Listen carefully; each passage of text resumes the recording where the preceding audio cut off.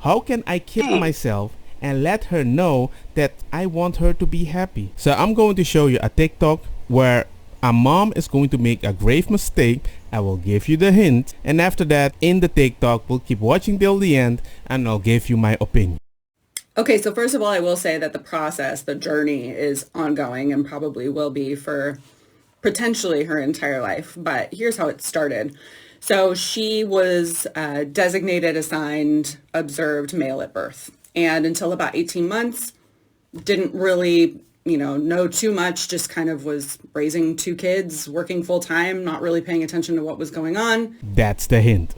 That's wrong. And at around 18 months, she started showing signs of like really being interested in things that her sister had and had in her closet, and wanting to play dress up and wanting to put on lip gloss. And when she would see fingernails, she would want her fingernails painted too. And, we thought it was cute. No issue. We had no issue with, her wanting to do those kinds of things. And then around the age of 2, things started to progress at a quicker pace. And so each time that we would go to pick her up from preschool, she was fully outfitted in dresses and jewelry. And so I will say I was super stoked that we had such a wonderful childcare center that she was in, because she was allowed to, experiment with her gender and play dress up and do those kinds of things and have access to them. So when I would go to pick her up from preschool, like I said, she would be dripping in, just jewelry and clicky shoes and all kinds of stuff. And getting her to take that off to go home was usually a pretty gnarly struggle.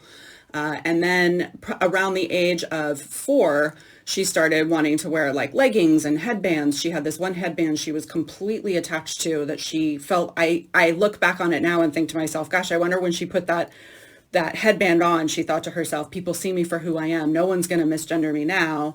And so it progressed. It just kept moving in that direction with more and more things that started showing more and more signs. She would say, when I wake up tomorrow, I'll be a girl. And we were kind of like, oh, okay, yeah. And my husband and I would be like, we gotta figure this thing out. And so kind of for that final test, my husband decided, you know what, we're going to figure this thing out. We're going to tap into this and see what happens. So he said, I'm going to coach a t-ball team and I want her to be on it. And so I was like, all right, let's do it. Well, that didn't go over so well. She not only hated t-ball, she hated the uniform, she hated the hat. We found everything in the trash multiple times. You couldn't get her out the door to go play on Saturday mornings. And so eventually I thought at one point, well, what if I let you wear your leggings and a tank top underneath, and we can, as soon as the game's over, you can take your uniform off. And she was like, okay. So she wore the headband. She didn't wear the hat. She wore the headband. She wore the clothes underneath her uniform. And she would go to the game and she would stand there. And as soon as it was like, game over, she would rip those clothes, that uniform off and stand and proud in her tank top and her leggings. And very shortly after that, she told us she was a girl. And we believe her. So the thing that I noticed was a very big mistake that this mom has done is this. She said she was not watching the kid for a very long time. She was not very active, busy, because she was busy with her own job. No too much, just kind of was raising two kids, working full time, not really paying attention to what was going on. That is like the first mistake, which I'm like, whoa. I don't care if you want to be a proud mom or whatever, but somebody has to watch the kid. You need to play with him, see the direction that he's going, because you're the parent. It seems like you were the caregiver and the school were the parents. And so each time that we would go to pick her up from preschool, she was fully outfitted in dresses and jewelry. Because she came from the school, nails painted, uniquely dressed. So that means they are educating kids, teaching things like, why do you want to be like your sister? Well, be free. Put this on. I mean, wow. Imagine what would have happened to this kid if his big sister was a boy.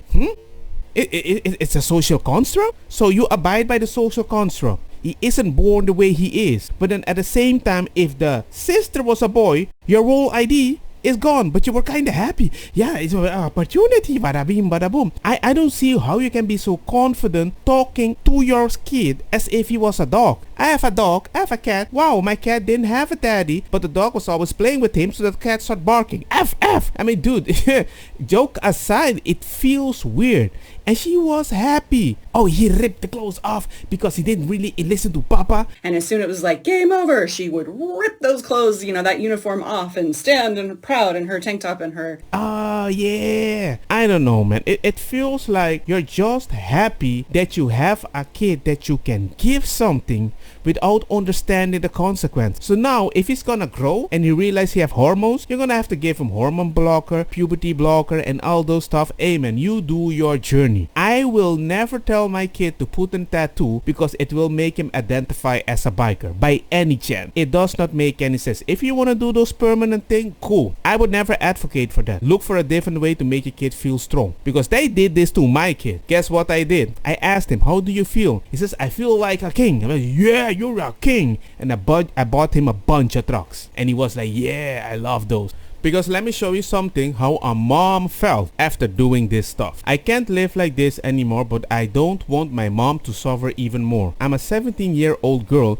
with flat chest, a deep voice, a visible Adam's apple, and some facial hair. There's no reason for me to continue to live. I destroyed my life. I feel like all hope I have is so stupid for me to have. I don't think any person will ever want to date me. Before all this, people were into me, but I destroyed that. Now no one is ever gonna like me. There's nothing I can really do without getting reminded of my past and how much I miss it. I feel ashamed of what I did. I'm scared people will never let me do decisions on my own anymore. I was just a kid and I just have needed someone to help me accept myself, but my therapist didn't question my transness. I can't stop thinking about the life I could have ever had. I also think other people will now believe that they are something better than me. I love my mom. She is an amazing mom. She stopped me the first time from transitioning, but the second time she was also brainwashed and sadly thought that when all these professionals say it's the right thing to let your kid transition, then it must be the right thing. She thinks it's all her fault, but it isn't.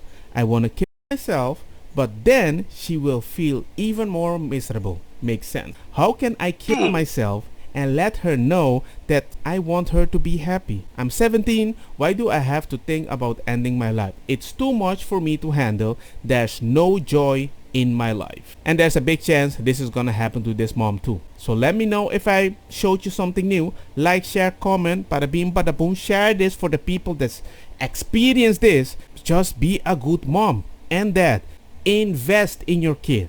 That's your mission. Don't let somebody else prove to you what's better for your own freaking child. You're the mom. If you don't spend time with it, you'll never know what it wants. It's your baby.